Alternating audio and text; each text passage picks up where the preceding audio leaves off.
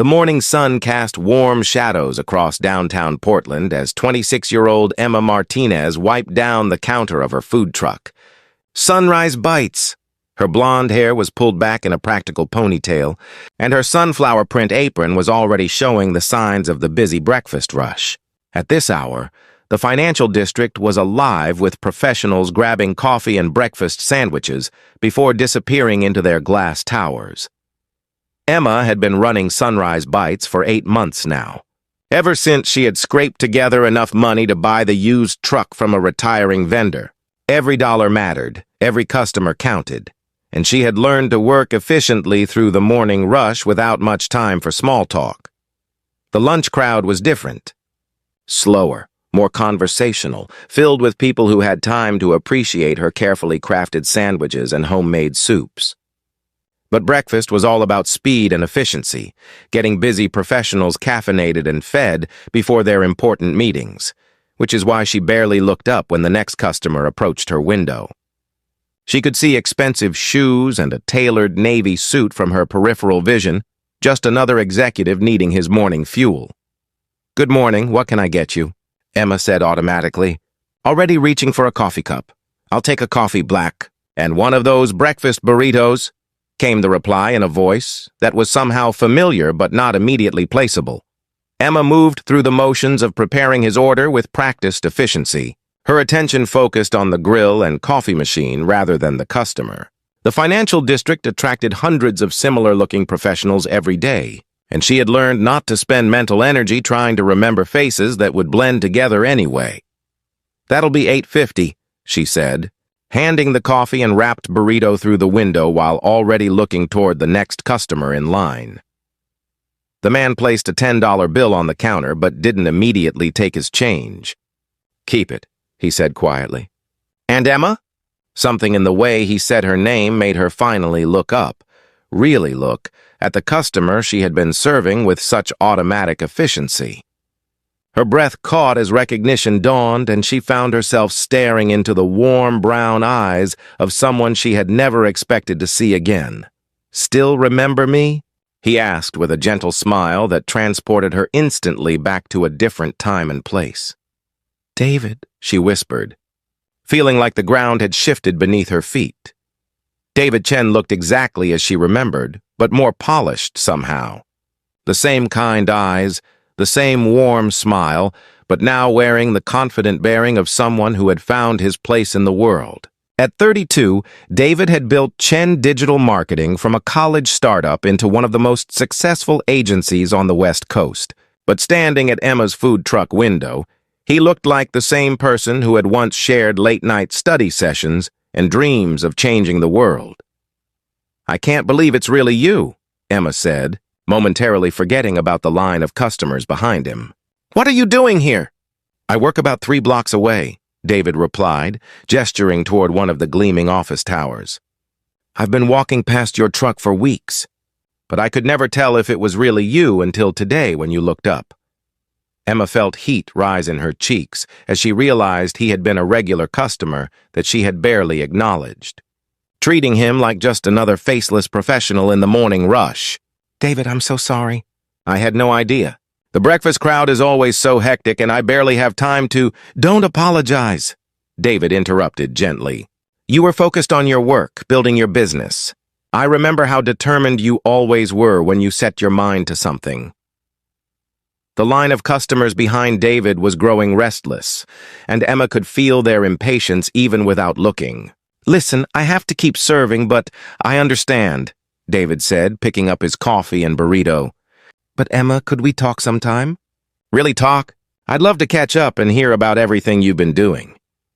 "I'd like that," Emma admitted, her heart beating faster than the morning rush usually warranted.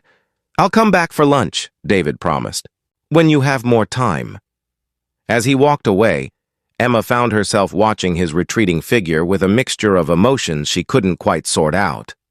David Chen had been her closest friend in college, her study partner, and for one brief, intense semester, something more than that. But life had pulled them in different directions after graduation, and they had lost touch in the way that people do when distance and time make staying connected feel impossible. The rest of the morning passed in a blur as Emma found herself distracted by memories she had carefully packed away years ago. David had been studying business while she pursued her culinary arts degree, both of them full of ambitious plans and dreams that seemed so achievable when shared over coffee in the campus library. Their romantic relationship had lasted only 4 months, ending not because of any dramatic conflict, but because of timing and circumstances that felt insurmountable at 21. David had received an internship offer in San Francisco, while Emma had committed to a culinary program in New York. They had tried to maintain their friendship long distance, but eventually the calls became less frequent, the texts more sporadic, until they became part of each other's past rather than present. Now, 8 years later, Emma found herself wondering what might have been different if they had tried harder to stay connected, if they had been more willing to fight for what they had shared. At noon, David returned as promised, this time approaching the truck when the lunch crowd was lighter and Emma had time to actually focus on her customers as individuals rather than orders to be filled. "Hi again," he said, his smile carrying the same warmth she remembered from their college days. "Hi yourself," Emma replied, feeling more like her authentic self now that she wasn't rushing through the breakfast chaos. "What can I make for you? And this time I promise to actually pay attention to who I'm serving." "Surprise me," David said. "I trust your judgment completely." Emma decided to prepare one of her signature sandwiches, grilled chicken with avocado, sun-dried tomatoes, and a homemade herb aioli on fresh sourdough. As she worked, they talked easily, falling back into the comfortable conversation style that had made their friendship so special years ago. "So tell me about Sunrise Bites," David said, leaning against the counter. "How did you end up here?" Emma's expression grew more serious as she shared the condensed version of her journey. Culinary school in New York. Working in several high-end restaurants where the pressure was intense and the hours brutal.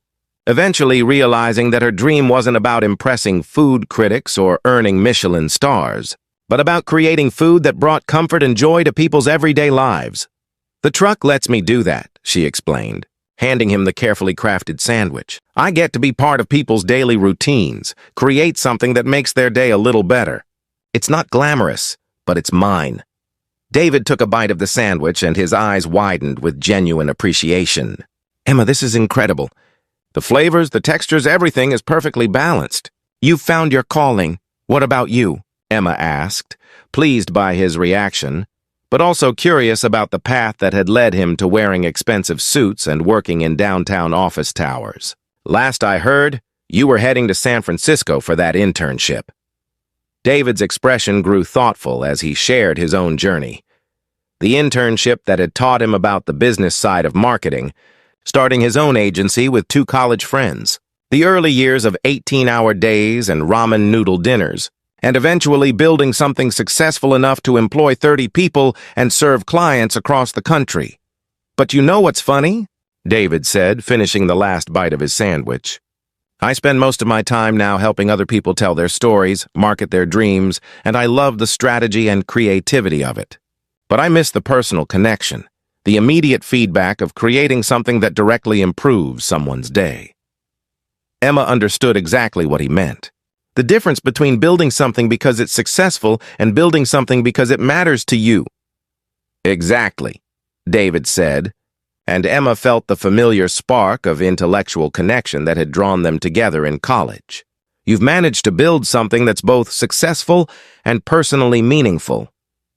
They talked for another 20 minutes, until Emma's afternoon rush began and David reluctantly had to return to his office. But before he left, he made a request that surprised them both.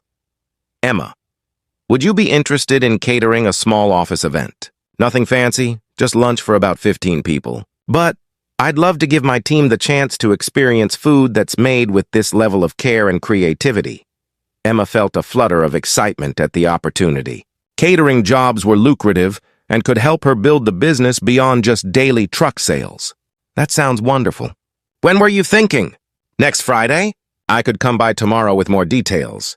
"It's a date," Emma said, then immediately felt her cheeks flush at the unintended implication of her words. David smiled. And Emma could see in his expression that he had caught the double meaning too. "Yes," he said quietly. "It is." Over the next week, as they planned the catering menu and logistics, Emma and David found themselves slipping back into the easy intimacy that had characterized their college relationship. But now it was deeper, informed by years of experience and personal growth that had made them both more sure of what they wanted from life. The catering event was a tremendous success. David's team was impressed not only by the quality of Emma's food, but by her professionalism and creativity. Several of them asked for her business card, interested in booking her for their own events. But the real success was the way David looked at her as she packed up her supplies. Pride and admiration clear in his expression. "Emma, that was amazing," he said, helping her carry containers to her truck. "My team hasn't stopped talking about how delicious everything was." "Thank you for giving me the opportunity," Emma replied. "It felt really good to stretch my creative muscles on a larger scale." They stood by her truck as the afternoon sun cast long shadows across the parking lot, both of them aware that this moment felt like a turning point. "Emma, can I ask you something?" David said, his tone more serious than their recent conversations had been. "Of course. Do you ever think about what might have happened if we had stayed in touch after college? If we had tried harder to make things work despite the distance?" Emma felt her heart skip at his directness. "I think about it more than I probably should," she admitted. "Especially now, seeing who you've become, seeing how you've built something meaningful with your work." "I've thought about you constantly over the years," David said quietly. "Wondered where you were, whether you were happy, whether you had found someone who appreciated how special you are." "And did I find someone?" Emma asked.